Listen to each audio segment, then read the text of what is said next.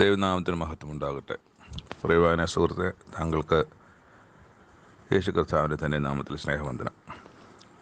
ഇന്ന് മെയ് 4 ഒന്നാമത്തെ വായനാഭാഗം ആവർത്തന പുസ്തകം 21 അധ്യായം. ആവർത്തന പുസ്തകം 21 അധ്യായം നിങ്ങൾ ചെല്ലാനിരിക്കുന്ന ദേശത്ത് നടക്കുന്ന മരണങ്ങളെ സംബന്ധിച്ചാണ്, അല്ലെങ്കിൽ കൊലപാതകങ്ങളെ സംബന്ധിച്ചാണ്. സാധാരണ മരിക്കുന്ന വാർദ്ധക്യമായിട്ടോ രോഗമായിട്ടോ മരിക്കുന്ന മരണത്തെ സംബന്ധിച്ചല്ല, കൊല ചെയ്യപ്പെട്ടിരിക്കുന്ന സംഗതികളെ സംബന്ധിച്ചാണ്. ഇപ്പം ഒരാൾ കൊല ചെയ്യപ്പെട്ട് കിടക്കുന്നു, ആരാണ് കൊല ചെയ്തതെന്ന് അറിയില്ല. അപ്പോൾ അതിൻ്റെ ശാപം ദേശത്തിനുണ്ട്, അതിൻ്റെ അശുദ്ധി ദേശത്തിനുണ്ട്. ആ അശുദ്ധി നീക്കണമെങ്കിൽ ആരാണോ കൊന്നത് അവനെ കണ്ടുപിടിച്ച് ശിക്ഷ വിധിക്കുമ്പോൾ മാത്രമേ ആ ദേശത്തിൻ്റെ അശുദ്ധി നീങ്ങിപ്പോവുള്ളൂ. അപ്പം അങ്ങനെ അത് കണ്ടെത്തണം. എങ്ങനെയാണത് കണ്ടെത്തി അത് ചെയ്യണം. മാത്രമല്ല, അങ്ങനെ ഒരു കാര്യം കണ്ടെത്താൻ പറ്റിയില്ലെങ്കിൽ അവിടെ അതിനൊക്കെയുള്ള യാഗം അർപ്പിക്കണം. അതിനുവേണ്ടി അവിടെ പശുക്കിടാവിനെ കൊണ്ടുവന്ന് ചെയ്യാനുള്ള യാഗത്തെക്കുറിച്ചൊക്കെ പറയുന്നുണ്ട്. അത് പുരോഹിതന്മാരുടെ നേതൃത്വത്തിൽ അത് ചെയ്യണം എന്നും സംസാരിക്കുന്നുണ്ട്. കുറ്റമില്ലാത്ത രക്തം വരുപ്പാൻ ഇടവരരുത്. അതാണ് അതിനെക്കുറിച്ചുള്ള കാര്യം. അതുപോലെ ഇത് അപ്പൻ്റെ വാക്ക് കേൾക്കാത്ത ഒരുത്തനുണ്ട്. അപ്പൻ്റെ അമ്മയുടെയും വാക്കൊന്നും കേൾക്കത്തില്ല. ഭയങ്കര ശഠീയനും ഒക്കെ ശാസിച്ചാലൊന്നും ഒരിക്കലും കേൾക്കാത്ത ഒരു വനുണ്ടെങ്കിൽ അവനെ അപ്പനമ്മമാർ പിടിച്ച് പട്ടണത്തിൽ മൂപ്പന്മാരുടെ അടുക്കൽ കൊണ്ടുപോയി, ഈ മകൻ ശഠനും മത്സരിയും ഞങ്ങളുടെ വാക്ക് കേൾക്കാത്തവനും തിന്നിയും കുടിയനും എന്നൊക്കെ പട്ടണത്തിന് മൂപ്പനോട് പറയുകയാണെങ്കിൽ പിന്നെ അവൻ്റെ പട്ടണക്കാരെല്ലാവരും അവനെ കല്ലെറിഞ്ഞ് കൊല്ലണമെന്നാണ്, സ്വന്തം മകനായപ്പോലും. അത്ര അസഹനീയമായ ഒരുവനാണെങ്കിൽ അങ്ങനെ കൊന്നുകളയണം. ഇങ്ങനെ നിങ്ങളുടെ ഇടയിലും ദോഷം നീക്കിക്കളയണം. ഇസ്രായേലെല്ലാം കേട്ട് ഭയപ്പെടണം. അങ്ങനെ ബാക്കിയുള്ള മക്കൾക്കും മനുഷ്യർക്കും എല്ലാവർക്കും ഭയമുണ്ടാകും. അവരും അമ്മയപ്പന്മാരെ അനുസരിച്ച് മര്യാദയ്ക്ക് ജീവിക്കും. പിന്നെ അതിൻ്റെ അവസാനം വരുമ്പോഴത്തേക്ക് മരത്തിൽ തൂക്കിയാൽ, ഒരുത്തൻ മരണയോഗ്യമായ ഒരു പാപം ചെയ്തിട്ട് അവനെ കൊന്ന ഒരു മരത്തിൽ തൂക്കിയാൽ അവൻ്റെ ശവം മരത്തിൽ രാത്രി മുഴുവൻ ഇരിക്കരുത്. യേശുക്രിസ്തുവിൻ്റെ കാലം ഓർക്കണം. 3 പേരെ തൂക്കിയിരുന്നു മരത്തിൽ. അപ്പോൾ അവർ ശവം രാത്രി ഇരിക്കാൻ പാടില്ല. അതുകൊണ്ട് അത് മരിച്ചാലേ കുഴിച്ചിടാനൊക്കെയുള്ളൂ. അപ്പോൾ ചെന്ന് നോക്കുമ്പോഴത്തേക്ക് അവർ കാലൊടിക്കുന്നൊരു പ്രോസസ്സുണ്ട്. ആ കാലൊടിക്കാൻ പോയപ്പോഴത്തേക്ക് യേശുക്രിസ്തു മരിച്ചിരിക്കുന്നത് കണ്ടു. മറ്റവരെ ആണ് കാലൊടിച്ചത്. എന്നിട്ട് അവിടെ ആ ഭാഗത്ത് എഴുതിയിട്ടുണ്ട്, അവൻ്റെ അസ്ഥികളൊന്നും ഒടിഞ്ഞിരുന്നില്ല എന്ന പ്രവചനം നിവൃത്തിയാകുവാൻ തക്കവണ്ണം ഇങ്ങനെ സംഭവിച്ചു എന്ന് എഴുതിയിരിക്കുന്നു. വായിച്ചത് ഓർക്കുന്നല്ലോ. അങ്ങനെ അത് യേശുക്രിസ്തുമായിട്ടുള്ള ബന്ധത്തിൽ, അല്ലാതെ നമുക്ക് വേറെടുത്ത് അങ്ങനെ തന്നെ ഒരു സംഭവം വായിച്ചെടുക്കാൻ ഒക്കത്തില്ല. യേശുക്രിസ്തുവിൻ്റെ മരണവുമായിട്ട് ബന്ധപ്പെട്ടാണ് നമുക്ക് ഈ ഒരു കൽപ്പന വായിച്ചെടുക്കാൻ കഴിയുന്നത്. അല്ലെങ്കിൽ അതിൻ്റെ ഒരു സംഭവം നടക്കുന്നത് നമുക്ക് എവിടെയെങ്കിലും കാണാൻ കഴിയുന്നത്. എന്നിട്ടൊരു കാര്യം എഴുതി, തൂങ്ങി മരിച്ചവൻ ദൈവസന്നിധിയിൽ ശാപഗ്രസ്തനാണ്. അപ്പോൾ ദൈവസന്നിധിയിൽ ശാപഗ്രസ്തനാണ് തൂങ്ങി മരിച്ചവൻ. ഇവിടെ ശാപഗ്രസ്തൻ, യേശുക്രിസ്തു ശാപഗ്രസ്തനാകുന്നത്, യേശുക്രിസ്തു മറ്റുള്ളവർക്ക് വേണ്ടിയാണ്, ലോകത്തിലെ മറ്റു മനുഷ്യർക്ക് വേണ്ടിയാണ് ശാപഗ്രസ്തനാകുന്നത്. അത് നമുക്ക് ഒന്ന് കൃത്യമായി നോക്കണമെങ്കിൽ ഗലാത്യർ 3 അധ്യായത്തിൻ്റെ 13 വാക്യത്തിൽ, ഗലാത്യർ 3:13 നോക്കുമ്പം അതിനകത്ത് അതിനെ സംബന്ധിച്ച് മരത്തിൽ തൂങ്ങുന്നവൻ പറയാം. ഗലാത്യർ 3:13 അവിടെ മരത്തിൽ തൂങ്ങുന്നവൻ എല്ലാം ശപിക്കപ്പെട്ടവൻ എന്ന് എഴുതിയിരിക്കുന്നത് പോലെ ക്രിസ്തു നമുക്ക് വേണ്ടി ശാപമായി തീർന്നു.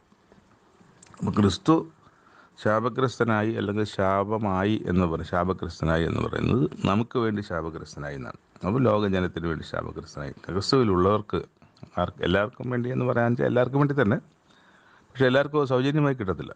അത് സൗജന്യമായി എന്നർത്ഥം പണം കൊടുത്ത് നേടാമെന്നുള്ള അർത്ഥവുമല്ല. തൻ്റെ ഹൃദയത്തിൽ ആവശ്യമായ മാനസാന്തരമുണ്ടായി ക്രിസ്തുവിനെ അംഗീകരിക്കുകയും വിശ്വസിക്കുകയും ക്രിസ്തു പറഞ്ഞ കാര്യങ്ങൾ കേൾക്കുകയും അങ്ങനെ ഉള്ള ക്രമീകരണമാണ്, അല്ലെങ്കിൽ വ്യവസ്ഥയാണ് വെച്ചിട്ടുള്ളത്. അങ്ങനെ ക്രിസ്തു നമുക്ക് വേണ്ടി ശാപമായി തീർന്നു. ന്യായപ്രമാണത്തിൻ്റെ ശാപത്തിൽ നിന്ന് നമ്മയ്ക്ക് വിലയ്ക്ക് വാങ്ങി.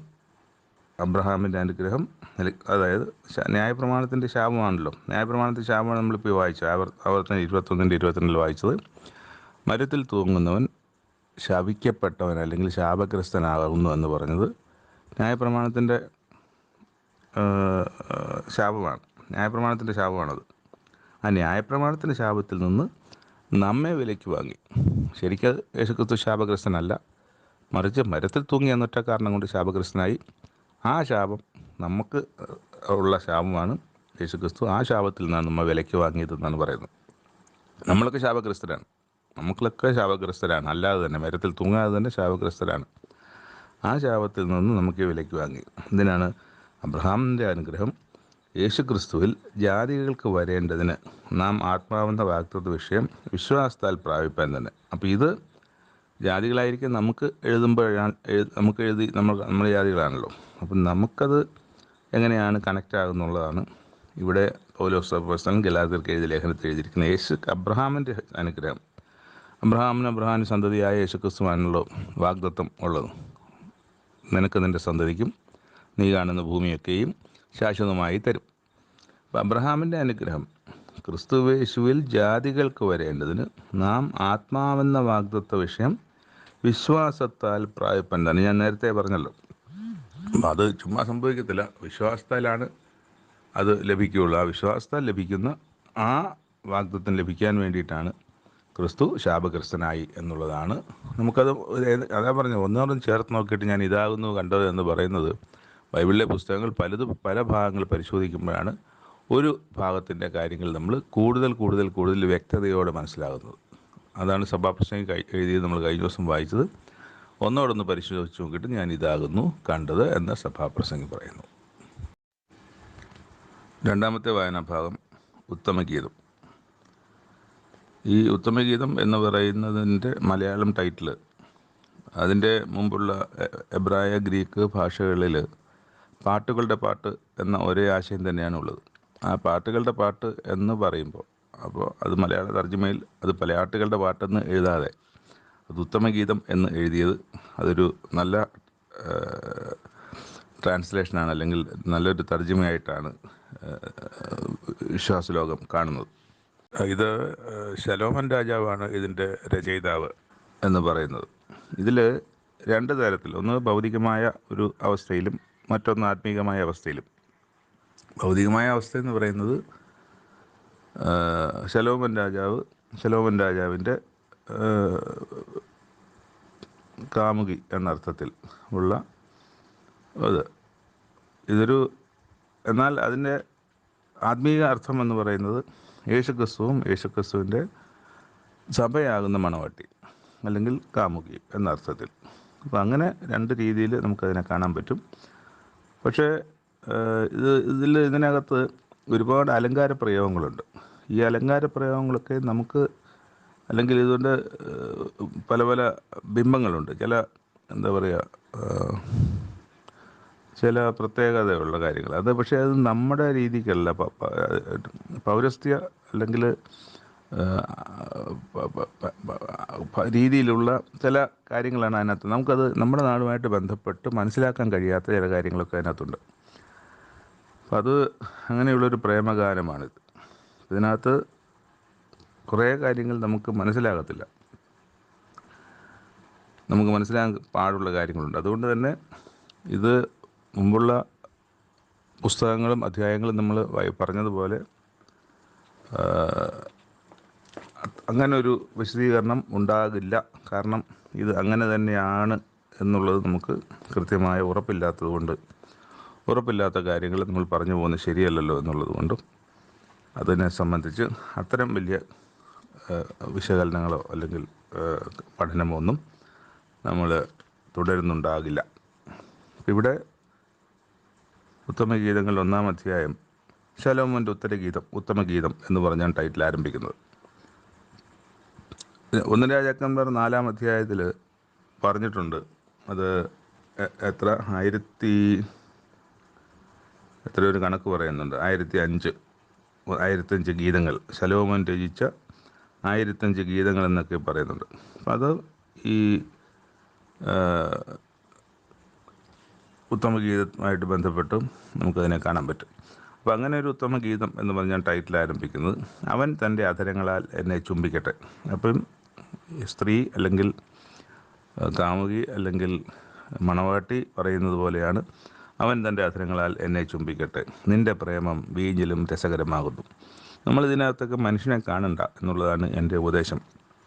കാരണം ഞാൻ എന്ന് ഇവിടെ പറയുന്നത് സഭയെയും അവൻ തൻ്റെ അധരങ്ങളാൽ എന്നെ ചുംബിക്കട്ടെ എന്ന് പറഞ്ഞ യേശുക്രിസ്തുവിനെ. അപ്പോൾ സഭയും യേശുക്രിസ്തുവിനെ മാത്രം നമ്മൾ കാണുന്നതാണ് നമുക്ക് കൂടുതൽ ഗുണപരം, നമുക്ക് ഗുണമായിരിക്കുന്നത് അതാണ്. നമ്മൾ മറ്റേ കാര്യങ്ങളെ കാണണ്ട. മറിച്ച് സഭയെയും യേശുക്രിസ്തുവിനെയും കണ്ടാൽ അത് നമ്മുടെ ആത്മീയ വർധനയ്ക്ക് ഗുണം ചെയ്യും. ആ റിലേഷൻഷിപ്പ് നമുക്ക് അതിൻ്റെ ഗാഠത നമുക്ക് മനസ്സിലാകും, അവിടുത്തെ സ്നേഹം നമുക്ക് മനസ്സിലാകും, ബഹുമാനം മനസ്സിലാകും. അങ്ങനെയുള്ള കാര്യങ്ങൾ മനസ്സിലാകുവാൻ ഇത് സഭയും ക്രിസ്തുവുമായി കണ്ടുപോകുന്നതാണ് നല്ലത്. നിൻ്റെ തൈലം സൗരഭ്യമായത്, നിൻ്റെ നാമം പകർന്ന തൈലം പോലെ ഇരിക്കുന്നു, അതുകൊണ്ട് കന്യകമാർ നിന്നെ സ്നേഹിക്കുന്നു. നിൻ്റെ പിന്നാലെ എന്നെ വലിക്കാം, നാം ഓടിപ്പോകാം, രാജാവ് എന്നെ പള്ളിയറകളിലേക്ക് കൊണ്ടുവന്നിരിക്കുന്നു. ഞങ്ങൾ നിന്നിൽ ഉല്ലസിച്ചാനന്ദിരിക്കും, നിൻ്റെ പ്രേമത്തെ വീഞ്ഞിനേക്കാൾ ശ്ലാഘിക്കും, നിന്നെ സ്നേഹിക്കുന്നത് ഉചിതം തന്നെ. അത് താഴോട്ട് വരുമ്പോൾ അതിൻ്റെ 8ാമത്തെ വാക്യത്തിൽ ക്രിസ്തു സഭയോട് പറയുന്ന പോലെ നമുക്ക് കാണാവുന്നു. സ്ത്രീകളിൽ അതിസുന്ദരിയെ നീ അറിയുന്നില്ലെങ്കിൽ ആടുകളുടെ കാൽച്ചുവട് തുടർന്നു എന്ന് ഇടയന്മാരുടെ കൂടാരങ്ങളുടെ അരികെ നിൻ്റെ കുഞ്ഞാടുകളെ മേയ്ക്കാം. അപ്പോൾ അങ്ങനെ പറയുന്ന ഒരു കാര്യം നമുക്ക് ഈ മണവാളൻ തിരിച്ചു പറയുന്ന വാക്യമായിട്ട് നമുക്കതിനെ കാണാം, സഭയോട് പറയുന്നതായിട്ട്. അപ്പം അങ്ങനെ വായിക്കുമ്പോൾ അങ്ങനെ ഒരു കാര്യത്തെ കണ്ടു വേണം നമ്മളത് വായിക്കുന്നതാണ് നമുക്ക് ഗുണകരം.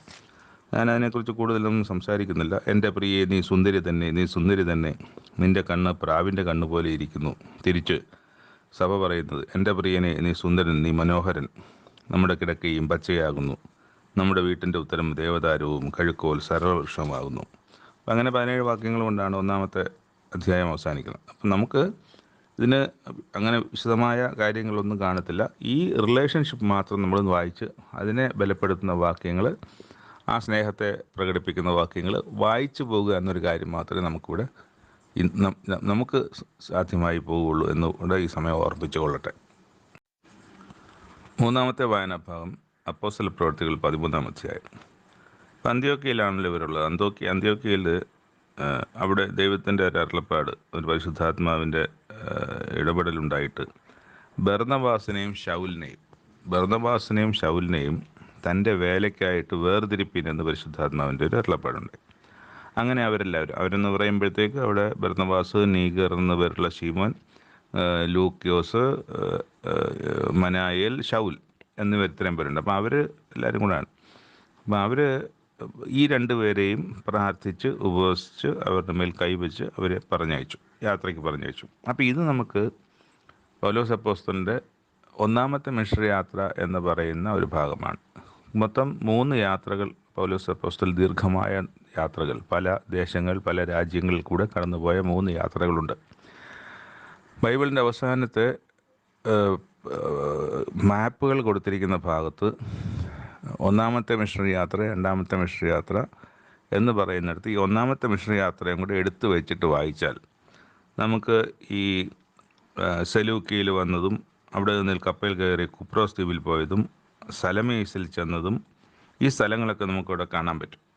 അപ്പം അങ്ങനെ ഓരോ സ്ഥലങ്ങൾ കണ്ടു പോകുമ്പോൾ നമുക്കതിൻ്റെ ഒരു പ്രത്യേക ഒരു അനുഭവമായിരിക്കും എന്നാണ് എനിക്ക് തോന്നിയത്. എനിക്കത് അങ്ങനെ അനുഭവിച്ചത് കൊണ്ടാണ് ഞാനത് പറയുന്നത്. അപ്പോൾ ആ മാപ്പുകൾ എടുത്തു വെച്ചിട്ട് ഇപ്പം ഈ വായിക്കുമ്പം ഈ പുസ്തകം 13-ാം അധ്യായം വായിക്കുമ്പം നമ്മൾ ചെയ്യേണ്ടത് ആ മാപ്പ്, ഇപ്പം അതേ മാപ്പിൽ നിന്ന് അതേ പുസ്തകത്തിൽ നല്ല വേറൊരു ബൈബിൾ എടുത്തിട്ട് അതിൻ്റെ അവസാനത്തെ പേജിൽ 1-ാം മിഷണറി യാത്രയും കൂടെ എടുത്ത് വെച്ചിട്ട് വായിക്കുന്നത് കുറച്ചുകൂടെ നല്ലതായിരിക്കും. അപ്പോൾ അതുപോലെ തന്നെ 2-ാമത്തെ മിഷണറി യാത്രയും ചിലയിടത്തിൽ 2 മിഷണറി യാത്രയും 2 പിക്ചറിലാണ്, ചിലതിൽ 1-ാമത്തെയും 2-ാമത്തെയും മിഷണറി യാത്ര എന്ന് പറഞ്ഞിട്ട് ഒരു മാപ്പിൽ തന്നെ വരച്ചിട്ട് അതിനെ 2 കളറിൽ അടയാളപ്പെടുത്തിയിട്ടുണ്ടാവും. അത് അങ്ങനെ ആയിരിക്കും. പിന്നെ 3-ാമത്തെ മിഷണറി യാത്ര എന്ന് പറഞ്ഞാൽ യഥാർത്ഥത്തിൽ അത് മിഷണറി യാത്ര ആയിരുന്നില്ല, വിചാരണയ്ക്കായിട്ട് കൈസറുടെ അടുത്തേക്ക് റോമിലേക്ക് പോകുന്ന യാത്രയായിരുന്നു. പക്ഷേ പൗലോസ് അതിനെ മിഷണറി യാത്രയാക്കി എന്നുള്ളതാണ്. പൗലോസ് അതിനെ ആ, സുവിശേഷ ഘോഷണത്തിൻ്റെ ഭാഗമാക്കി പോയിടത്തെല്ലാം സു- അധികാരികളോടും കപ്പലിലുള്ളവരോടും ഒക്കെ ദൈവത്തെക്കുറിച്ചും ക്രിസ്തുവിനെക്കുറിച്ചും പറഞ്ഞു പോകുന്ന ആ, അങ്ങനെ അത് മൂന്നാമത്തെ മിഷണറി യാത്രയാക്കി മാറ്റി എന്നുള്ളതാണ്. അപ്പോൾ ഇവിടെ നമ്മൾ കാണുന്നത് പരിശുദ്ധാത്മാവരെ പറഞ്ഞയച്ചിട്ട് അവർ സെലൂക്കിയയിലേക്ക് ചെന്നു. അവിടെ നിന്ന് കപ്പൽ കയറി കുപ്രോസ് ദ്വീപിലേക്ക് പോയി. അവിടെ നിന്ന് സലമിസിൽ ചെന്നു. യഹൂദന്മാരുടെ പള്ളിയിൽ ദൈവത്തിനെ അറിയിച്ചു. അപ്പോൾ അതൊക്കെയാണ് നമ്മൾ വായിക്കുന്നത്. ഈ യാത്രയാണ്. അപ്പം അവിടെ ഓരോ സ്ഥലത്ത് ചെല്ലുമ്പോൾ അവിടെ ഒരു ഈ ഈ പറഞ്ഞ എവിടെയാണ് സലമീസ് അല്ലേ? സലമീസിൽ അവിടെ എലീമാസ് എന്നൊരു വിദ്വാൻ, അയാളുടെ പേരതാണ്. അയാൾ ദേശാധിപതി വിശ്വാസം തടുത്തു കളയാൻ ശ്രമിച്ചു. അവിടെ ദേശാധിപതി വിശ്വസിച്ചു, ഈ പറയുന്ന പൗലോസ് പറയുന്നതൊക്കെ കാര്യങ്ങൾ വിശ്വസിച്ചു. അപ്പോൾ അത് ദേശാധിപതിയുടെ വിശ്വാസം തടുത്തു കളയാൻ ശ്രമിച്ചപ്പോൾ പൗലോസ് പറഞ്ഞു, സകല കപടവും സകല ധൂർത്തും നിറഞ്ഞവനെ, പിശാചിൻ്റെ മകനെ, സർവ്വനീതിയുടെയും ശത്രുവെ, കർത്താവിൻ്റെ വഴികളെ മറിച്ചു കളയുന്നത് നീ മതിയാക്കുന്നില്ലയോ? ഇപ്പോൾ കർത്താവിൻ്റെ കൈ നിൻ്റെ മേൽ വീഴും, നീ ഒരു സമയത്തേക്ക് സൂര്യനെ കാണാതെ കുരുടനായിരിക്കും എന്ന് പറഞ്ഞു. അപ്പോൾ പെട്ടെന്ന് അവന് ഈ അന്ധതയായിപ്പോയി, കണ്ണ് കാണാൻ പറ്റാതായിപ്പോയി. അപ്പോൾ ആളുകളുടെ സഹായം വേണ്ടി വന്നു, അങ്ങോട്ടും ഇങ്ങോട്ടും മാറാൻ വേണ്ടി. അപ്പോൾ ആളുകൾ കൈപിടിച്ച് നടത്തി അങ്ങോട്ടും. അപ്പോൾ ഇത് ദേശാധിപതി കണ്ടപ്പം ദേശാധിപതിക്ക് അത് കുറച്ചുകൂടി ഗുണമായി. അത് ദേശാധിപതി കൂടുതൽ വിശ്വസിക്കാൻ കാരണമായി മാറി. അപ്പോൾ അവിടെ പലരും വിശ്വസിച്ചു, പലരും വിശ്വസിച്ച് കാണുമല്ലോ. അപ്പോൾ ദേശാധിപതി മാത്രമല്ല. പിന്നെ അവിടുന്ന് പാഫോസിൽ നിന്ന് കപ്പൽ നീക്കി പംഫുല്യ ദേശത്ത് പോയതിനെക്കുറിച്ച് അവിടെ എഴുതിയിരിക്കുന്നു. അവിടെ പെർഗയിൽ ചെന്നു. ഈ പെർഗയൊക്കെ നമുക്ക് മാപ്പിൽ കാണാൻ പറ്റും. പെർഗയിൽ നിന്ന് പിസിദ്യ ദേശത്തിൽ അന്ത്യോക്യയിലെത്തി. അപ്പോൾ രണ്ട് അന്ത്യോക്യ, നേരത്തെ കണ്ട അന്ത്യോക്യ അല്ല ഇത്. ആ അന്ത്യോക്യ ഈ അന്ത്യോക്യയും വ്യത്യാസമുണ്ട്. ഇത് യൂറോപ്പ് ഭാഗങ്ങളിൽ വരുന്ന അന്ത്യോക്യയാണിത്. മറ്റേ അന്ത്യോക്യ എന്ന് പറയുന്നത് കനാൻ ദേശത്തിൻ്റെ അല്ലെങ്കിൽ ഇസ്രായേലിൻ്റെ നോർത്തേൺ ഭാഗത്ത് വരുന്ന അന്ത്യോക്യയാണ്. അപ്പോൾ രണ്ട് അന്ത്യോക്യയും വ്യത്യാസമുണ്ട്. ഇതും അതും ഒന്നാണെന്ന് വിചാരിക്കരുത്. അപ്പോൾ അവിടെ ഈ യാത്രയിൽ, ഒന്നാമത്തെ മിഷണറി യാത്രയിലാണ് ഈ പറഞ്ഞ അന്ത്യോക്യയിൽ, പിസിദ്യ ദേശത്തിലെ അന്ത്യോക്യയാണ്. പിസിദ്യ ദേശത്തിലെ അന്ത്യോക്യയിലെത്തി. ശബത്തുകളിൽ അവിടുത്തെ പള്ളിയിൽ ചെന്ന് ഇരുന്നു. ന്യായപ്രമാണമൊക്കെ വായിച്ചു തന്നപ്പം അവിടുത്തെ സഹോദരങ്ങൾ അല്ലെങ്കിൽ ആളുകൾ വന്നു, സഹോദരന്മാരെ, നിങ്ങൾക്ക് ജനത്തോട് പ്രബോധനം വല്ലതും ഉണ്ടെങ്കിൽ പറവാൻ പറഞ്ഞു. പൗലോസ് എഴുന്നേറ്റ് ആംഗ്യം കാട്ടി പറഞ്ഞു, ഇസ്രായേൽ പുരുഷന്മാരും ദൈവഭക്തന്മാരുമായുള്ളവരെ കേൾപ്പിൻ. അവിടുത്തെ യഹൂദ്യ പള്ളിയാണത്, ജാതികളുടെ പള്ളിയല്ല. അവിടെ ചെല്ലുന്നതല്ലേ ഉള്ളൂ. അവിടെ അവർക്ക് യഹൂദ്യ രീതി, അതായത് പണ്ടത്തെ രീതിയിലുള്ള ആരാധനയും കാര്യങ്ങളും വിശ്വാസവും എല്ലാ ആചാരങ്ങളുമുള്ള അവിടെയാണ് ക്രിസ്തുവിനെക്കുറിച്ച് സംസാരിക്കാൻ പോകുന്നത്.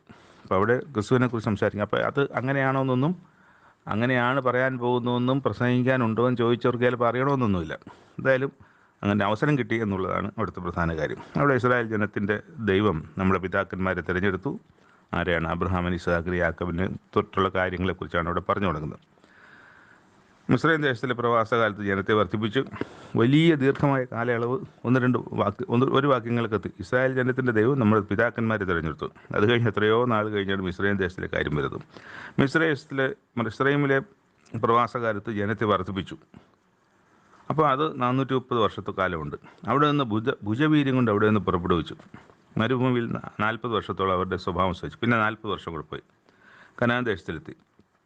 അവിടുത്തെ ജാതികളെയൊക്കെ ഒടുക്കി ദേശം വിഭജിച്ചു. അങ്ങനെ ഏകദേശം 450 വർഷം കഴിഞ്ഞു എവിടെ? കനാൻ ദേശത്ത്. അതിനുശേഷം ശമൂവേൽ പ്രവാചകന്മാർ വരെ. അപ്പോൾ ശമൂവേലിനെ പ്രവാചകനായിട്ട് നമ്മൾ കാണുന്നത് ന്യായാധിപതിമാരിൽ അവസാനത്തെ ന്യായാധിപതിയാണ്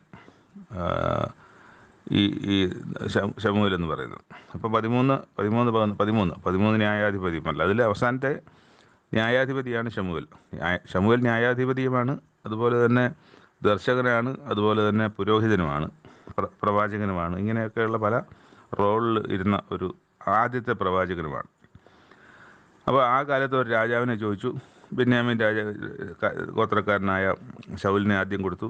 അത് കഴിഞ്ഞ് ശൗലിനെ നീക്കിയിട്ട് 40 ആണ്ടേ കൊടുത്തു എന്നാണ് അവിടെ എഴുതിയിരിക്കുന്നത്. ശൗലിനെ 40 ആണ്ടേ കൊടുത്തു. അത് വേറൊരു സ്ഥലത്ത് നമുക്ക് കാണാനൊക്കത്തില്ല.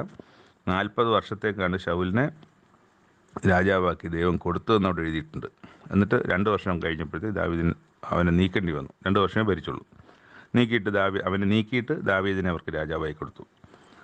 ഞാൻ ഇശായിയുടെ മകനായ ദാവീദിനെ എനിക്ക് ബോധിച്ചൊരു പുരുഷനായി കണ്ടു. അവൻ എൻ്റെ ഹിതം എല്ലാം ചെയ്യും എന്നവനെക്കുറിച്ച് സാക്ഷ്യം പറഞ്ഞു. ദൈവം സാക്ഷ്യം പറഞ്ഞു, അല്ലെങ്കിൽ ദൈവത്തിൻ്റെ ദൂതൻ സാക്ഷ്യം പറഞ്ഞു, ദൈവത്തിൻ്റെ ആത്മാവ് സാക്ഷ്യം പറഞ്ഞു. എന്നിട്ട് നേരെ ദാവീദ് കഴിഞ്ഞിട്ട് നേരെ ഇങ്ങനെ യേശുക്രിസ്തുവിലേക്ക് വരണം. അവൻ്റെ സന്തതിയിൽ നിന്ന് ദൈവം വാഗ്ദത്തം ചെയ്തതുപോലെ ഇസ്രായേലിന് യേശു എന്ന രക്ഷാപിതാവിനെ കൊടുത്തു ആയി.